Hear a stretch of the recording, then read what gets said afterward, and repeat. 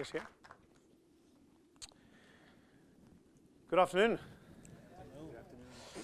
It's a pleasure to be here, and thank you to WGBH. I need to get my series right.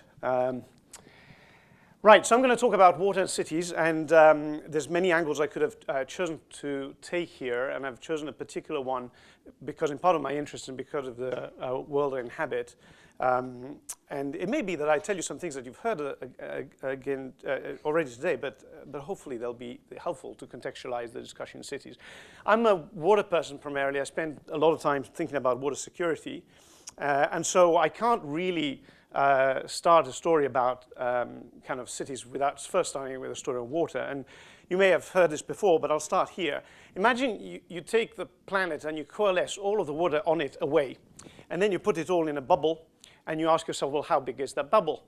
And it turns out that it's like that. This will not be surprising to you. In fact, most of that is seawater.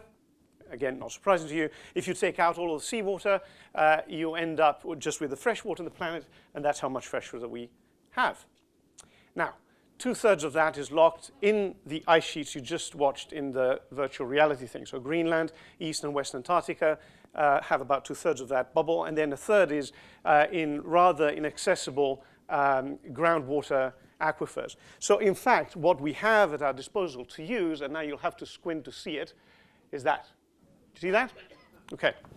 So that's the fresh water that's available to humanity to use for all of our uses. That's the shallow groundwater, the lakes, the rivers, and so forth, so on. Now, it's not scarce in the same sense that oil is scarce, right? This water's been there all the time. Any water that you drink has been through the kidneys of some dinosaur at some point.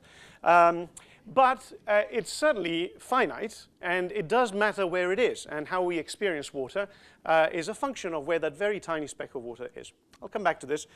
Let me tell you about cities, and I thought I'd start by telling you my own experience. So despite the fact that I sound like a character out of Downton Abbey, I'm actually Italian, and I come from the northern plains of Italy, from a valley called the Po Valley. The Po River is the, well, if I be grandiose for a second, it's the Mississippi River of Italy, except that it's much, much smaller. And the valley, the Po Valley, has been inhabited for about 7,000 years. We have evidence of settlements for 7,000 years. The first settlements that we have archaeological evidence of are from the Bronze Age, 1500s to 1000 in the case of Italy, where we actually start seeing drainage infrastructure as settlements appear. And then you get into the Iron Age of Italy, which is around 500 BC. The Etruscans, for those of you who like history, and there you see quite substantial settlements, and again more and more drainage and more kind of water infrastructure appearing. But it's only really in the 2nd century BC that you get the Romans. The Romans take over this part of the country from the Gauls, and they start really draining at scale, primarily to turn this into an agricultural landscape. And so that little kind of gridded area that you see there, that's all the centuriations that the Romans built to have the colonies move there and to make space for roads. Now, I come from Bologna. That's also when most of the cities of the part of the country were established, and Bologna is right there. And so it was established around the 1st century BC, but it only really came into its full kind of force and in its full shape that we see today around the 11th and 12th century, during the sort of first renaissance of Europe. And the reason it did that is because of water. It's because of water. So if you went around Bologna today, I don't know if any of you have been there, you'd be hard-pressed to know that there is any water in the city at all. It's an inland city, like many in Italy. You'll be surrounded by medieval buildings. But in fact, unbeknownst to most people, even in that city, there's a vast system of canals under the city that was built in the 12th and 13th century to draw water in from the river nearby and innervate the city. And then this canal, these canals would convey water into ducts that would go straight in the basement of hundreds of buildings into the city that housed this contraption. This is a silk water mill, which is a great invention of the 12th century in Italy. And it was, in fact, the first mechanized system of production for textiles. And the water would come into the basement. You could see the water mill at the bottom there. It's a vertical wheel. And it would power this massive piece of infrastructure that would actually be housed on 3 stories. And, oops, my phone has fallen, apologies.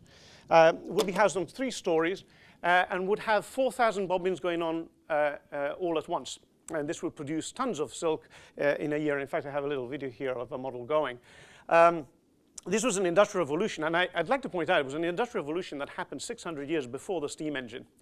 And it turned the city into the Saudi Arabia of textiles. And in fact, if you look at any paintings of the 14th, 15th, 16th century and you see silk in them, likely the silk came from this, this type of production. And so Bologna saw its economic development essentially based on its ability to harness water. And so all of the city that you see around today, the wealth of the city, 200, 300 years of accumulated wealth were the result of the management of water. I say all of this because the theme of water and cities is really a story of economic and sometimes sustainable economic development. The question of how cities develop in the landscape is really the theme of my remarks today. Now, I grew up in Bologna. So I was here watching TV and watching documentaries that you probably produced. And in fact, it's entirely fair to say that if I'm standing here today, it has a lot to do with these documentaries that I was watching. You know, bless David Attenborough, I thought I was going to become an explorer or a naturalist. Alas, I didn't. But I didn't fall off, far off the mark because I ended up becoming a physicist. And then I came to this country. I spent some time here and then ended up down the street from here at MIT, where I was a geophysical fluid dynamicist and a climate theorist, which is an eminently unemployable skill outside of climate science. I'll come back to that. And I studied the climate system in all of its complexity, and we could spend a lot of time talking about that. But one thing that I took out of that experience that was sort of interesting to me was, again, the importance of water in shaping the climate that we experience. Right? And here's my very, very simplified version of that rather complicated story. So you're on a planet, sun's shining. The sun shines 170,000 terawatts of energy down to us. That's the rate of its joules per second, right? That's the rate of energy that comes down on the sun. Now, to give you a sense of scale, because scale matters in this story, our entire primary energy use, so the economy of the planet, all of our oil, coal, gas, renewables, all that stuff for power, for transport, etc., amounts to 13 terawatts. Okay? So we are sitting on a vast, vast energy and thermal machine, the size of which is incommensurably larger than our own economy. One of the interesting things about this energy transfer is that when the sunlight hits the surface of the planet, a lot of it is intercepted by water molecules, and the water then evaporates up in the sky and releases that heat as it rains back down. So this energy system, this thermal machine, is connected to a large hydrological system that flows up and down in the atmosphere to the tune of 4,000 billion cubic meters per week. Okay? That's water that's going up and coming down again. Now, again, to give you a sense of scale, we, on the same time scale, use about 77 billion cubic meters for all of our, all of our agricultural production, irrigation, all over the world, right? So, I guess the message here is that we are, I mean, actually, the ratios are right. We are roughly the size of a mouse compared to a bull when you're talking about the climate system. So often people think about water as a precious resource that we need to be concerned about, but mostly we should be concerned about ourselves. And by the way, just as a parenthetical point, you can imagine why a changing climate matters in this context. For those of you who did physics in high school, you know the Clausius-Clapeyron equation. A degree change in the temperature of the atmosphere means a 7% change in its ability to absorb moisture. But if 7% of something that's several times bigger than us means a lot of water more for our purposes. Yeah? So, water is a determinant of economic development. I saw that when I was growing up in my hometown. And water is a vast component of a vast system that can overwhelm us. And indeed it does. I spent a lot of time thinking about Ethiopia. Subsequently, I worked a lot there. This is a famous time series of the years from 1980 to 2000 in Ethiopia, one of the poorest countries in the world. And that's GDP, changing GDP growth. Okay? And that was, for those of you who know this country, from the time of the Derg regime through the Civil War into the current Federal Republic of Ethiopia. And this is what rainfall looks like in the country. Yeah? So if you ever were under any illusion that water had nothing to do with economic development, you just need to look at this to realize that that's not the case. And of course, for those of you who were around and cognizant at the time, this was when you watched Live Aid, right? The famous drought. And there's other things that were going on at the time, but this is an important point. Water is not just an environmental issue. In fact, it's mostly not an environmental issue. It's fundamentally a sustainable development issue. And so I was sitting in the Iron Pay Tower that you can see from the Charles River on a yoga ball, which tells a lot about the state of mind that I was in at the time, and watching out on the Charles River, and I decided I can't be an academic. I can't be an academic. I mean, if these are the sort of issues that we are dealing with, I have to kind of swim, which gets to the point of what do you do when you're a physical oceanographer and you don't want to be a physical oceanographer anymore. So I left academia, and I ended up in business and spent a long time in business, and then ended up in my current position at the Nature Conservancy. And I left academia and entered this world at a time when water security concerns were really changing shape. So I've been doing a lot of work over the years with the World Economic Forum, and for the last 10 years, the Forum, which is not a hotbed of environmentalists, ranks risks to the global economy and to global prosperity. And they think of rather esoteric things, vulnerability to geomagnetic storms, the sorts of things that maybe some of you do, but I certainly don't spend a lot of time thinking about. But then you go up into things like diffusion of weapons of mass destruction, maybe even major systematic failure, cyber attacks, and these are increasing in impact and likelihood. And for the 10 years running that the Forum has asked prime ministers and CEOs around the world what they think is the biggest risk to global prosperity, they've landed on water security being the highest risk. Okay, so something's going on in the narrative about water over the last 10 years that's changed its place in our society. Now, and this is not surprising to you. I mean, earlier we talked about the hurricanes, so this last hurricane series, and I have here a little video of the 2005 Hurricane series. This is a video from NASA of Katrina and its formation. You'll see Katrina forming back there in the Caribbean. You'll see it appear in a second. Now, I remind you that Katrina was sort of extraordinary, but an average hurricane dumps in a couple of weeks as much water as Australia uses in a year, and has the same power production of the entire economy of the planet, or another way of saying it is about 10,000 Hiroshima bombs. So again, this is a massive phenomenon that we are sort of mostly victims to. And not surprisingly, cities that encounter these types of problems, even developed cities in the most rich part of the country, rich part of the world, can face these kinds of effects. And of course, they also disproportionately fall on the more vulnerable in those countries. And in fact, statistics about people that have been affected by this large water system that we're talking about have been quite sobering. Over the last 8-9 years, UNDP has made some statistics on the people displaced by natural catastrophes, and particularly focusing on the question of how much are water-related, floods, droughts, hurricanes like Katrina. There's an average 25 million people a year that get displaced by natural catastrophe related to water. Last year, we displaced about 26 million people. That's the same number of people that were refugees from wars. So again, just in terms of context, this is a very major issue. Okay, now I'll bring it back to cities. So I told you about my experience in Bologna. Water is a kind of determinant of growth, has been for thousands of years. That's how we've developed water. I've told you how the changing landscape of water. And I'll take you back to a place in this country. I could have chosen many examples, but I'll give you this one.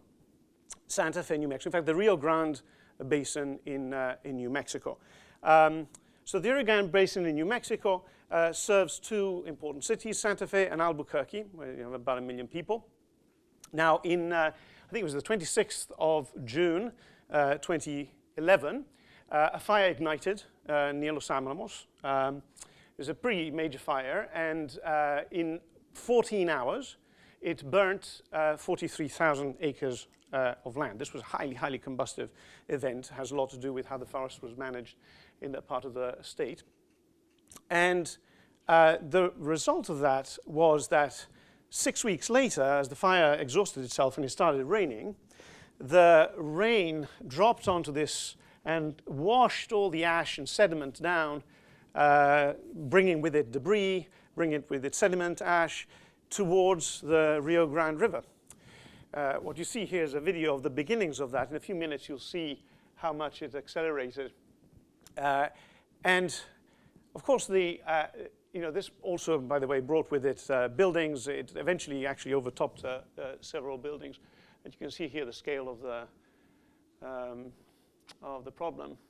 Now, what ended up happening was that a day later, this is what you got at the mouth of the Colorado. This is a 70-foot deep plug of sediment that ended up at the end of the canyon of this particular river. And then further down, this is the area of the complete burn. Further down, you had a reservoir that served Albuquerque, and this is what the reservoir looked like 2 days after the storm. Now, contextualizing the water system of the city, well, again, you have these two cities, Santa Fe and Albuquerque. They get their water. There's also, pardon me, there's also an agricultural area just back down there at the bottom right. They get their water from the Rio Grande, brings water, essentially a natural pipeline that comes in from Colorado. Then Santa Fe gets pipes water from the Rio Grande into its own utility.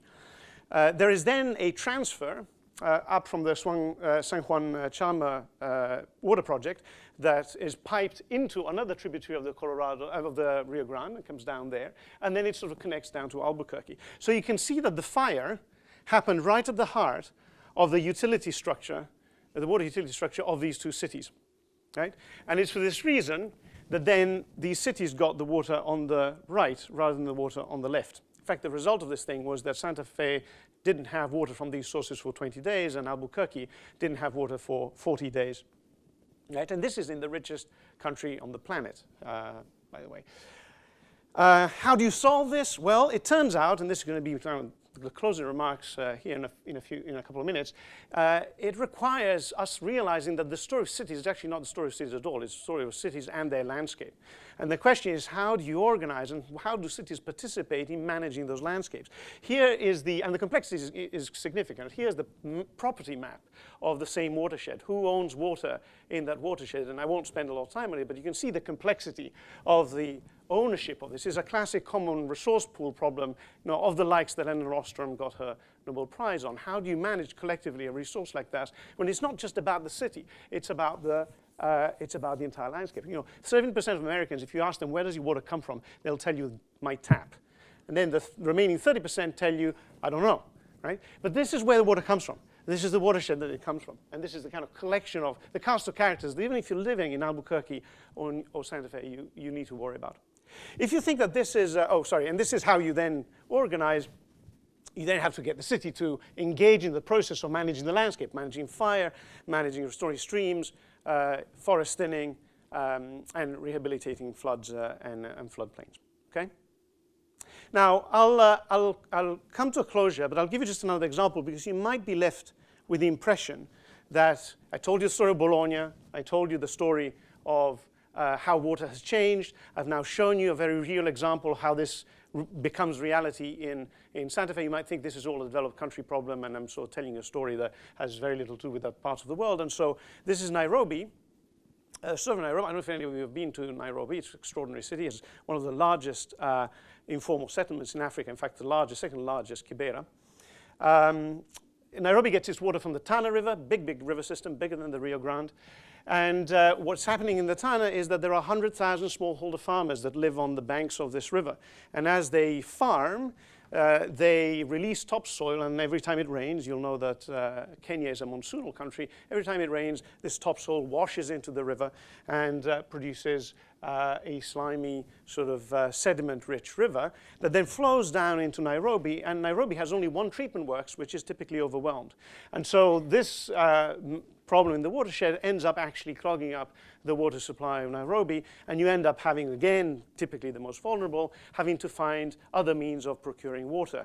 And so that's where you get sort of jerry cans running around, you get people trying to procure water from the so-called tanker mafias, and this, of course, leads to enormous amounts of problems, both from a public health perspective as well as from an economic perspective.